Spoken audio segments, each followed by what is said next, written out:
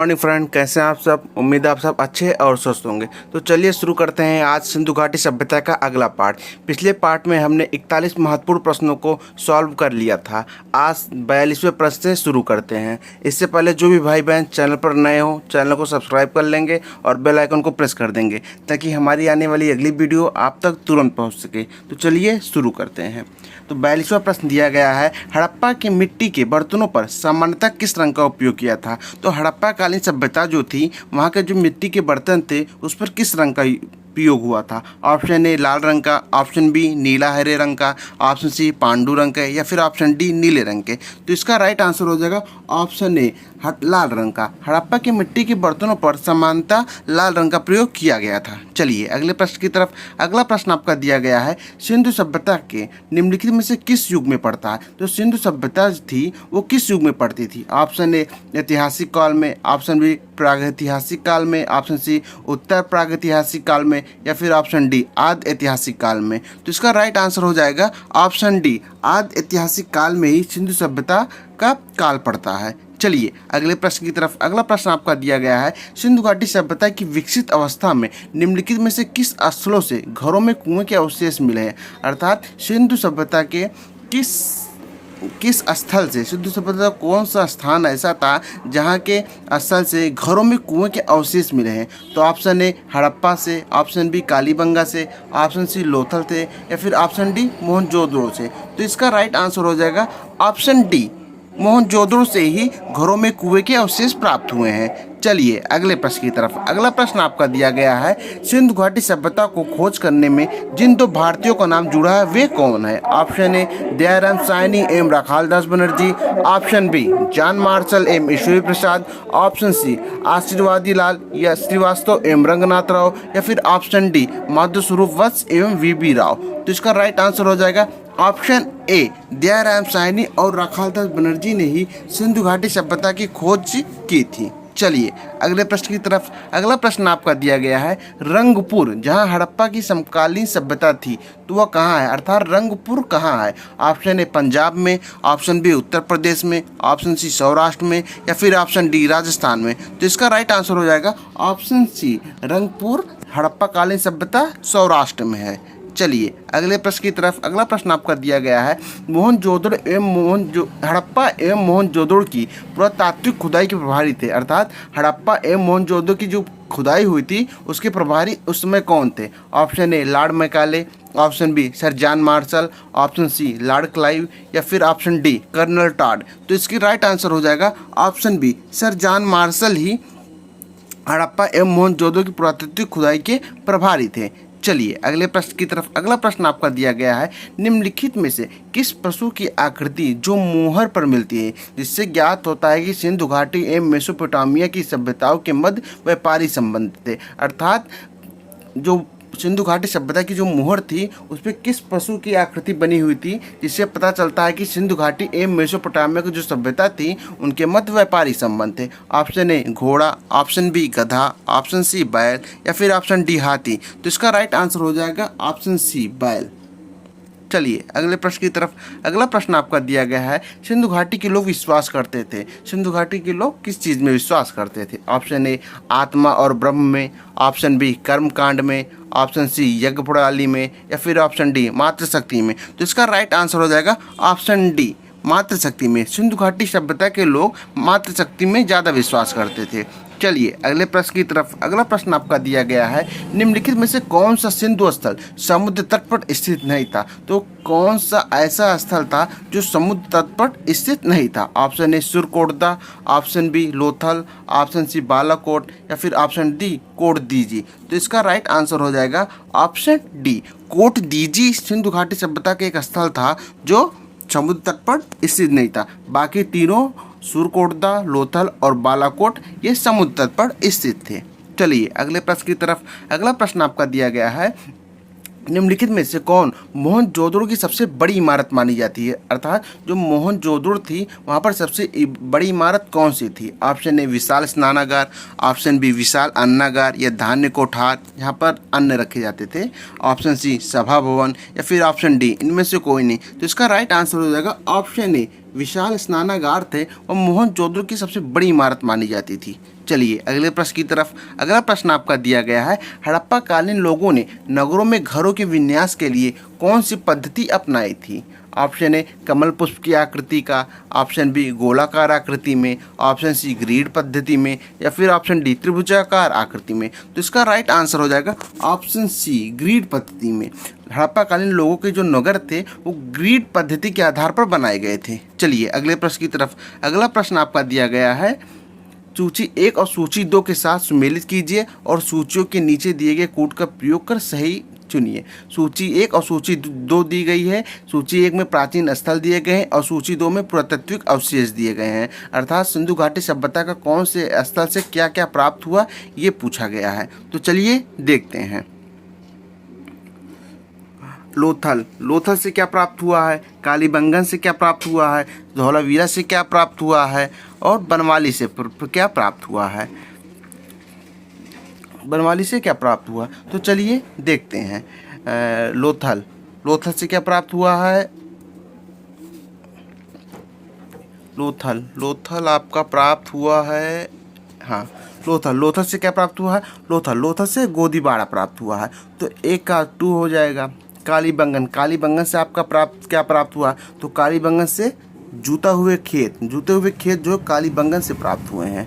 सी धौलावीरा से क्या प्राप्त हुआ है, तो धौलावीरा से आपके प्राप्त हुए हैं हड़प्पाई लिपि के बड़े आकार के 10 चिन्हों वाला एक शिलालेख। तो सी का 4 हो जाएगा। डी बनवाली ऑप्शन 3, तो पकी हुई मिट्टी का हल, तो बनवाली से पकी मिट्टी की बनी हुई हल प्राप्त हुई है। तो चलिए ए का 2, बी का 1, ए का 2, बी का 1, सी का सॉरी सी का 3 होगा। धौलावीरा से ही पक्की मिट्टी के हल प्राप्त हुए हैं।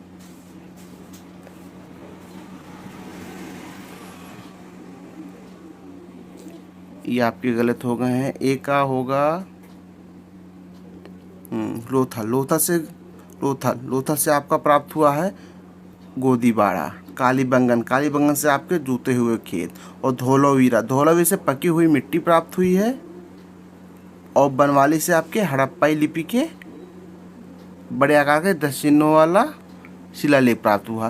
तो इसका राइट आंसर हो जाएगा ऑप्शन बी 2 1 3 4। चलिए अगले प्रश्न की तरफ। अगला प्रश्न आपका दिया गया है, निम्नलिखित पशुओं में से किस एक का हड़प्पा सभ्यता में पाई मुहरों और टेराकोटा कलाकृतियों में निरूपण अंकन नहीं हुआ था?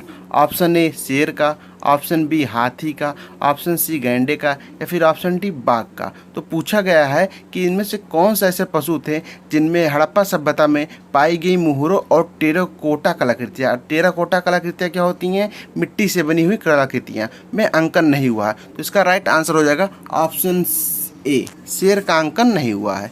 चलिए अगले प्रश्न की तरफ। अगला प्रश्न आपका दिया गया है, हड़प्पावासी किस धातु से परिचित नहीं थे? ऑप्शन ए सोना एवं चांदी से, ऑप्शन बी तांबा एवं कांसा से, ऑप्शन सी टीन एवं शीशा से, या फिर ऑप्शन डी लोहा से। तो इसका राइट आंसर हो जाएगा ऑप्शन डी लोहा से। जो हड़प्पावासी थे वो लोहे धातु से परिचित नहीं थे।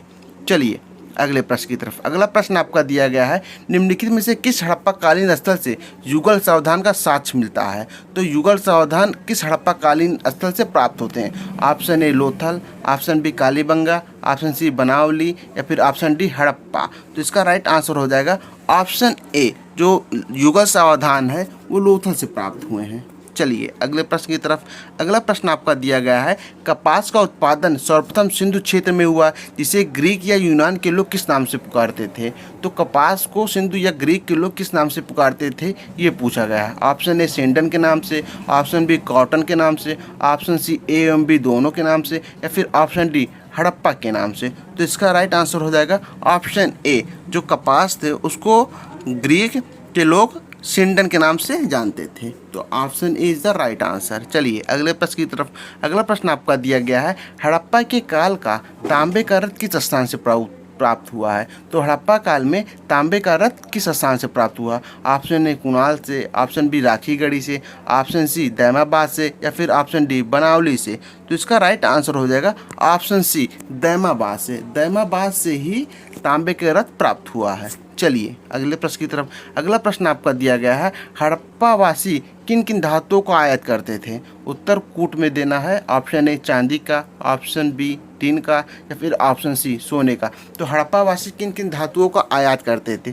तो हड़प्पावासी चांदी का भी आयात करते थे, टीन का भी आयात करते थे तथा सोने का भी आयात करते थे। तो इसका राइट आंसर हो जाएगा option A is the right answer. चलिए अगले प्रश्न की तरफ। अगला प्रश्न आपका दिया गया है, हड़प्पावासी लाजवर्द लैपिस लाजुली कहाँ से? जो लैपिस लाजुली था वो भवन निर्माण की सामग्री थी, तो इसका आयात कहाँ करते थे? ऑप्शन ए हिंदूकुश क्षेत्र के बदखां से, ऑप्शन बी ईरान से, ऑप्शन सी दक्षिण भारत से, या फिर ऑप्शन डी बलूचिस्तान से। तो इसका राइट आंसर हो जाएगा ऑप्शन ए हिंदूकुश क्षेत्र के बदखां से। तो option A is the right answer. जो भवन निर्माण सामग्री थी वो हिंदूकुश से आयात करते थे। चलिए अगले प्रश्न की तरफ।